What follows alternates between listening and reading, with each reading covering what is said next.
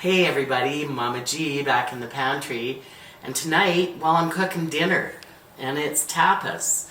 Doug and I spent about a month in Spain a couple of years ago, and we're not only enchanted with the people, the architecture, but also the food.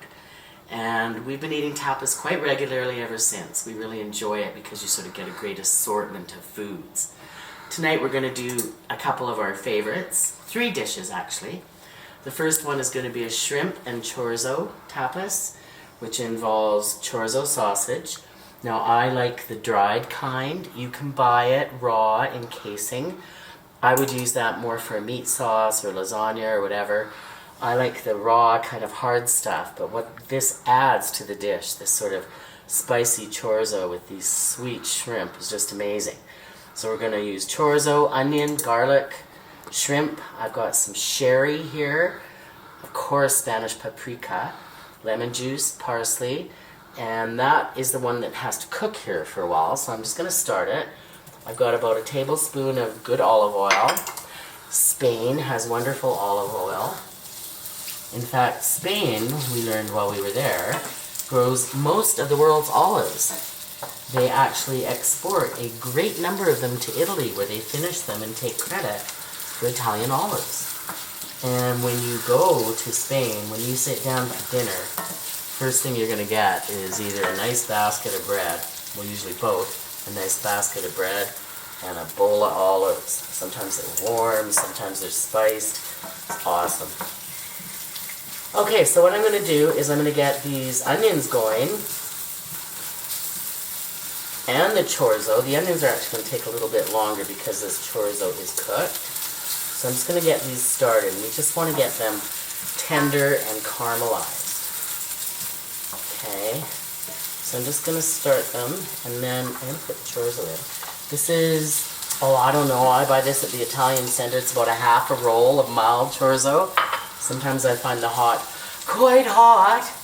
It's just a wonderful sausage found all over Spain, full of paprika and peppers, and when it fries in these, you can see the onions turning color already.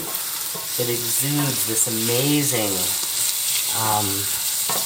hot, spicy, delicious fragrance. It's just amazing.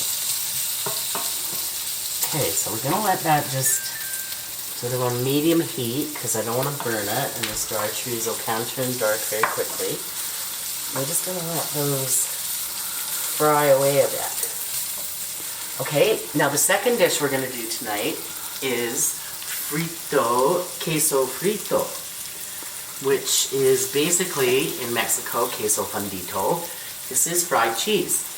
So I happen to have, actually, the Greek fried cheese in my fridge, Saganaki. I've cut it up into 1-inch cubes, dusted it with flour, and this is your basic breading method for anything, okay?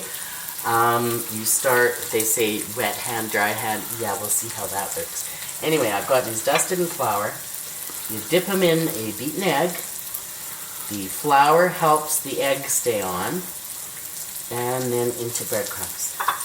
Tonight I'm actually using panko, which is Japanese breadcrumbs. They're a little more toothsomeness to them. And like I say, really pack it down so it's good and covered. Okay, I'll do one more and then we're going to go back to my shrimp and chorizo. Okay, that's it. So you can see my dry hand, wet hand thing never works. I end up with huge messy fingers, which I'm going to right now. So I'm going to take a short break and we'll be right back. Hi everybody, we're back. Look at the color of those onions. Now I'm going to add a 1 garlic clove that has been minced. We're going to let that just go over like 30 seconds. Garlic burns very quickly, as per my pasta puttana recipe where you want it to. Okay, let that go. Now I have a half a cup of sherry. I'm going to put a 1/4 cup in here now. Whoa, wish you could smell that. I have a tablespoon Spanish paprika.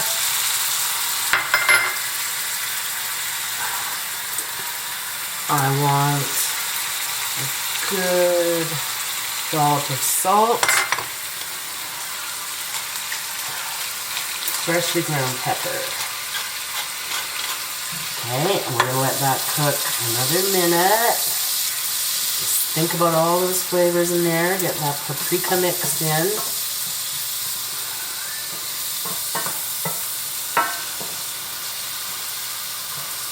Oh, it smells so good. The other spice of Spain, of course, is saffron, which I bought a bunch and brought home. I just love it. I love its taste. I love the color it gives things.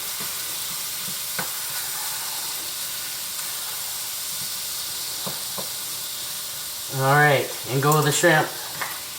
And we're just going to let that cook in there with those other babies 3 or 4 minutes until the shrimp turns opaque.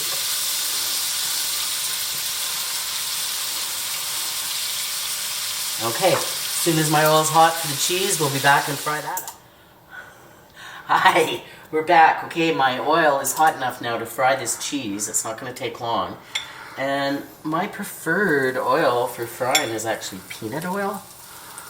Fried chicken, anything. It's really quite light and has a nice point. It doesn't get all smelly. So there we go. We're putting our cheese in there. And we're just going to keep an eye on it until it gets nice and brown. I have to admit we never had this while we were in Spain, but why not? Once again, I had it in the fridge. Alright, oops. Back to my shrimp. We're just going to let those finish cooking. Oh man, I wish you guys could smell this. It is so good.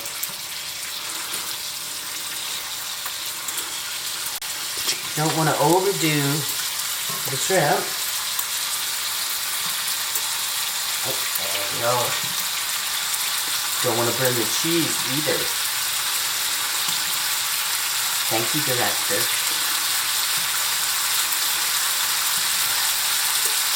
Alright.